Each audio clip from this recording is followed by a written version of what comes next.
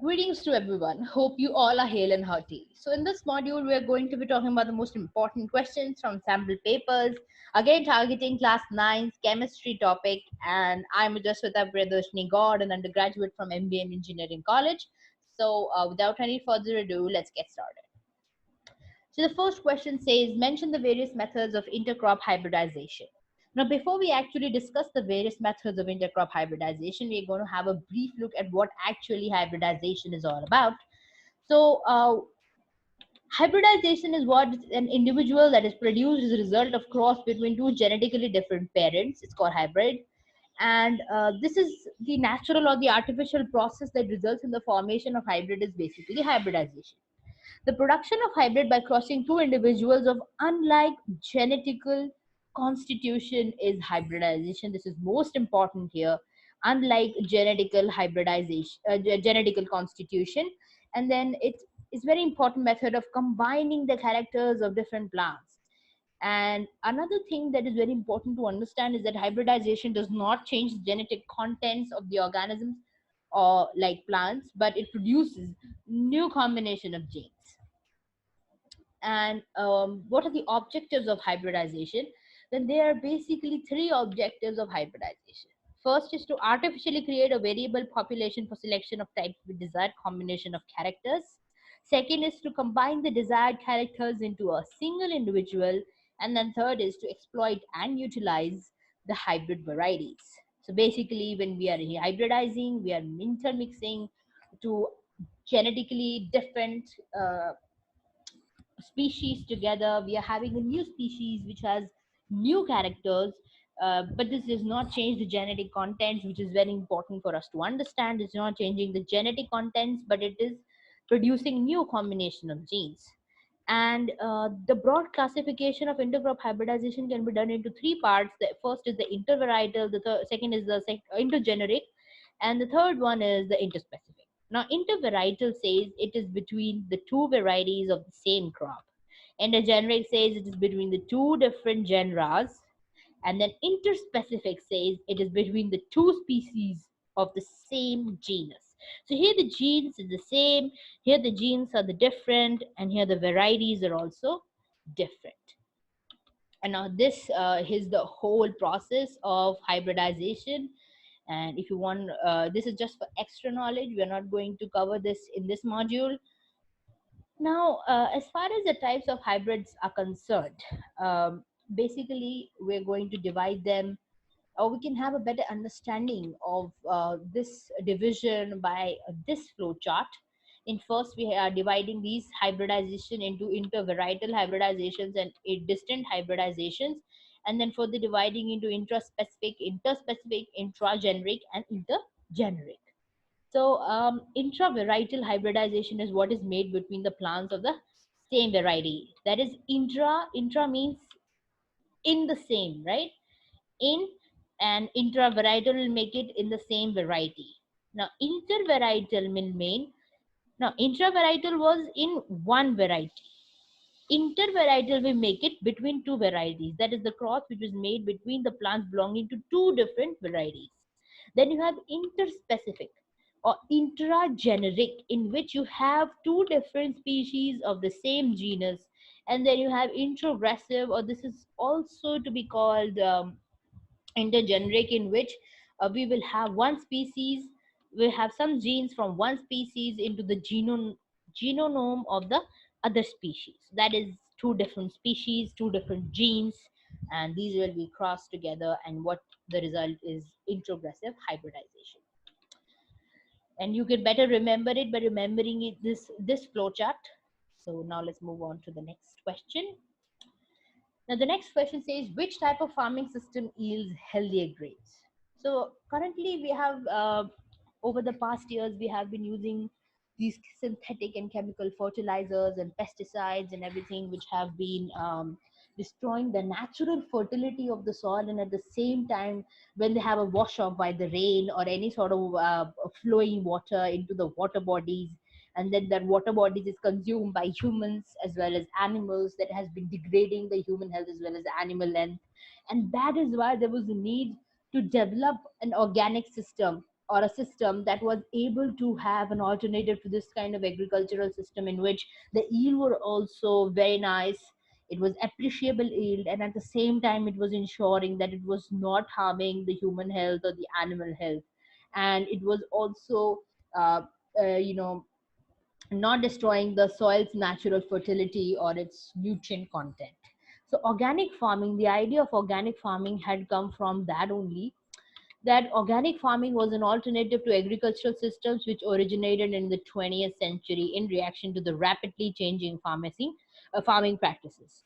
And this has been developed by various organizations till now. And what actually is organic? It is defined by the use of fertilizers of organic origin, such as compost, manures, green manures, bone meals, and places emphasis on techniques such as crop rotation and companion planting. Now, basically, crop rotation is what, once you grow something which needs a lot of nutrients from the soil, and then you crop a plant which is able to restore that nutrition.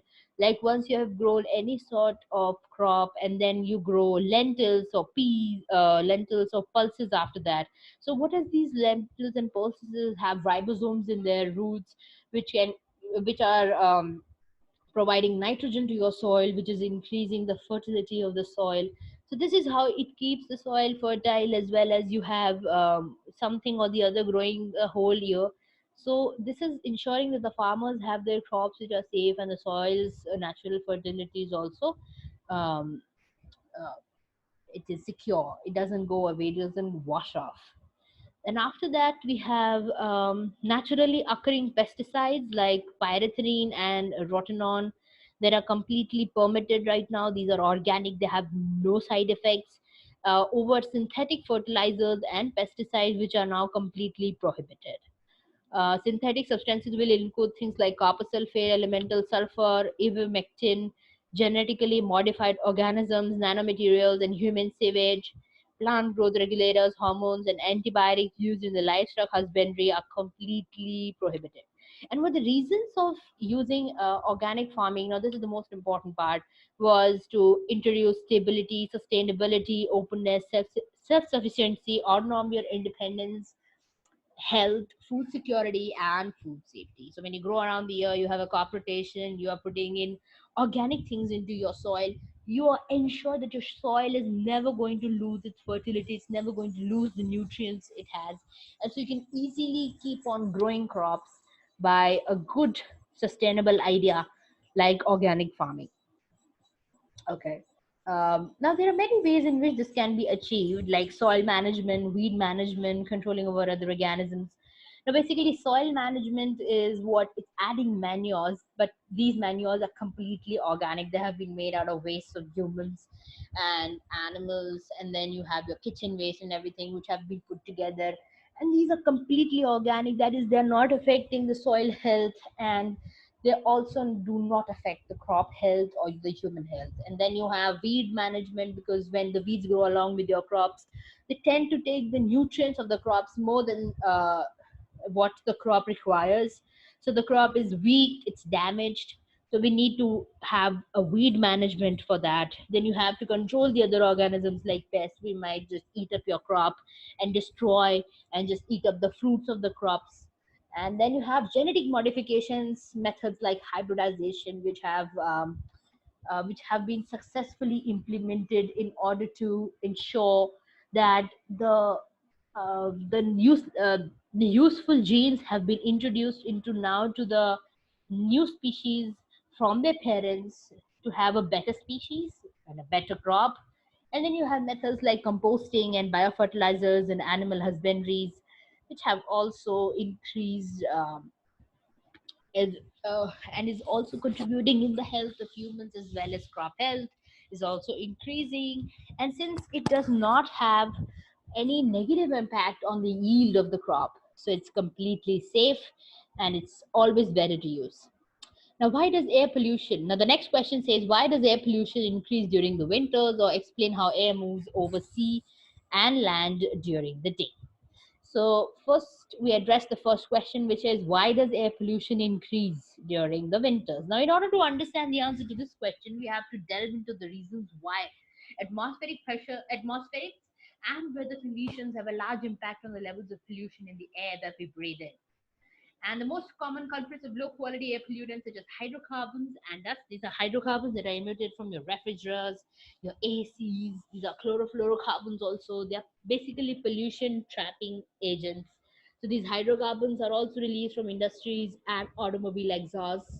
And understanding how these two elements of air pollution can be intensified during winter forces us to have a closer look at what makes weather difference during the summer and the winters. Now, in order to do this, we will start with the most basic law of atmosphere. That, as you have learned already, that cold air sinks and the warm air rises. Um, when the temperature drops, that is in winters, the cold air blankets the ground, and any warm air is forced to pass over it. In this way, the cold air can form a kind of cap, and the pollutants aren't as free as to escape as and disperse in the cold air. So you can think this as of a pollutant catching blanket that covers the ground. Then it is in winter. The cold air is denser and more slower than warmer air. The density means that cold air traps the pollution but does not whisk it away. So basically, air pollution in winter remains in place for much longer, and therefore it is also breathed by humans as well as animals at a very high rate as compared to the same amount of air pollution during the summers. So that is why we need efforts to reduce the air pollution. And smog is also a major concern in large cities throughout the winters. So this was the first part. Now, basically, this is all concising up to the fact that when you have winters, you have cold air. Cold air is always dense. It forms a blanket around your ground, and that's why it doesn't allow those pollutant gases like oxides of sulfurs and nitrogen to escape the atmosphere.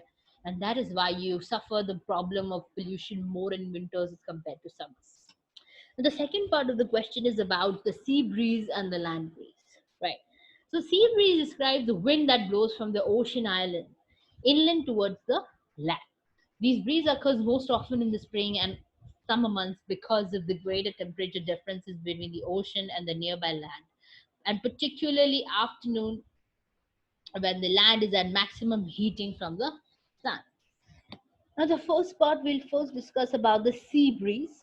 So this part is going to deal with what is called the sea breeze, and this is the part which is going to describe what is a land breeze. So, what is sea breeze? Now, sea breeze is nothing but during the day when your sun is heating up both the surface of ocean as well as the land. The water is a good absorber of energy from the sun, so the land absorbs most of the sun's energy as well. However, water heats up more slowly than land, so the air moves above the land will be warmer compared to the air above the ocean. So, the warmer air over the land will rise throughout the day, causing the low pressure at the surface. Now, this is important. This causes a low pressure at the surface of the land, and over the water the high surface pressure will form because of the colder air. And to compensate, now the air will sink over the ocean. That is what the wind will blow from the higher pressure over the water to the lower pressure and over the land, and now causing a sea breeze. The sea breeze strength will vary depending on the temperature difference between the land and the ocean. Well, as in the night, this whole role is going to get reversed. The air over the ocean is now warmer than the air over the land. The land loses heat quickly after the sun goes down, and the air above it cools too. This can be compared to a blacktop road or concrete road that you might observe.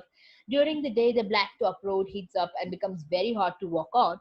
At night, however, the blacktop has given up the added heat and cools to touch. The ocean, however, is able to hold on to this heat after the sun sets and does not lose it very easily. This causes the low surface pressure to shift over the ocean now during the night, and the high surface pressure to move over the land.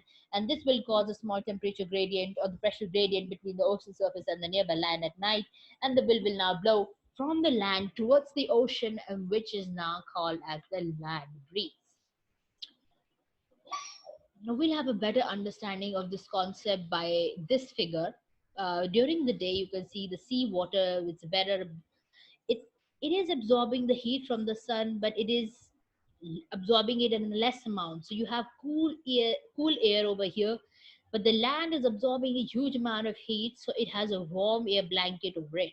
Now the cold air is dense. It has a weight which is comparable as compared to the warm air. So now what happens? The warm air is forced to move upwards, and the cold air is now going to take its place from here. So this is where the sea breeze is going to take place. The wind from the sea is now going to blow to the land, and this is what sea breeze is all about, right? And then you have the during the night, this whole thing is going. This is the cycle is going to get reversed, wherein your land is going to cool faster in the night as compared to the ocean.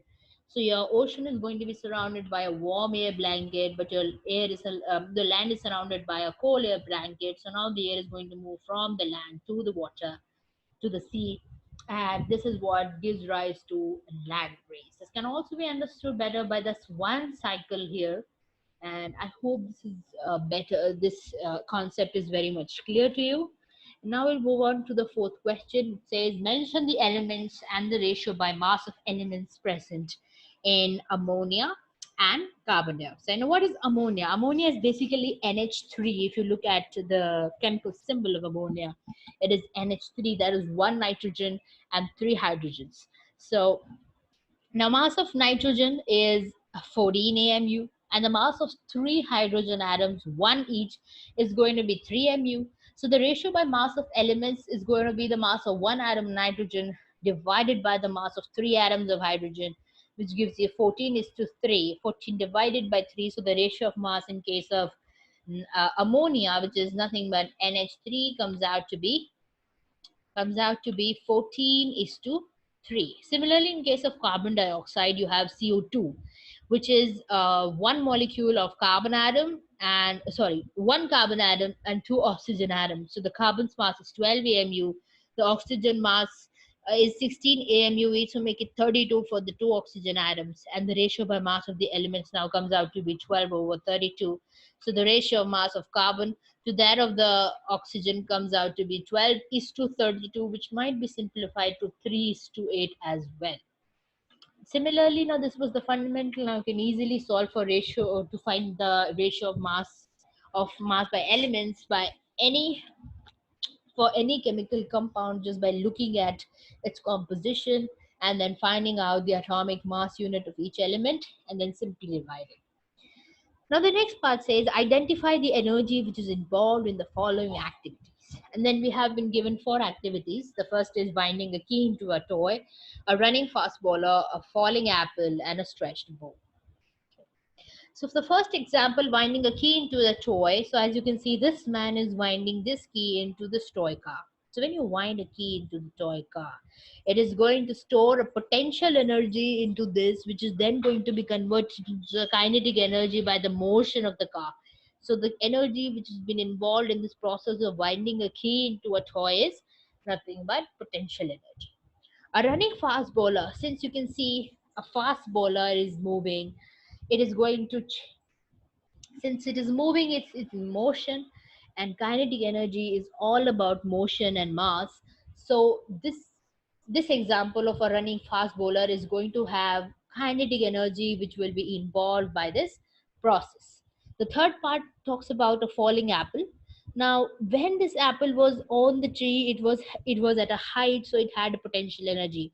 But when it falls to the ground, its potential energy changes whole over to the kinetic energy, because then it has come into motion. Kinetic energy is all about motion, potential energy is all about height, it is all about position. And if I try to give you the major definition of potential energy, it says the energy possessed by a body by virtue of its position relative to others, stress within itself, or electric charge and other factors. And what kinetic energy was, it was a form of energy that an object or a particle has by the reason of its motion. So when the work is done, which is nothing but the transferring energy is done on a object by applying a net force, the object speeds up and thereby gains kinetic energy. So this kinetic energy is depending not only upon the motion but also on the mass of the body. So when this apple was over here on the tree, it was possessing a potential energy, and when it falls down, it comes into motion, and finally it comes into the play of kinetic energy. So this answer to this question is kinetic energy. The last example says, discussing about a stretched bow. So when this bow was in an unstretched condition, it had no energy, nothing. But when the work is done by stretching this bow, now what we did was actually we had changed the relative position of this string here, right, compared to the body of the bow. So now when we stretch it, we have stored a potential energy into this system. And since we have just stretched the bow, it is possessing potential energy here. So the answer to this question is potential energy. But as soon as we're going to release the bow, the whole of this potential energy that was stored because of stretching it will now convert into kinetic energy of the motion of the arrow, right? So the answer to this question was potential energy when the bow is stretched, and when it is released, it is the whole of this potential energy is now going to be converted into kinetic energy. So with this, we reach to the end of the module. Hope you got the fundamentals clear. And as I always say, go by the fundamentals and you never go wrong. So have your fundamentals, have your basics very much clear. And okay, this is bringing us to the end of the module. And now we'll meet in the next module. Thank you for your patient audience. And yeah, we'll meet soon. Thank you.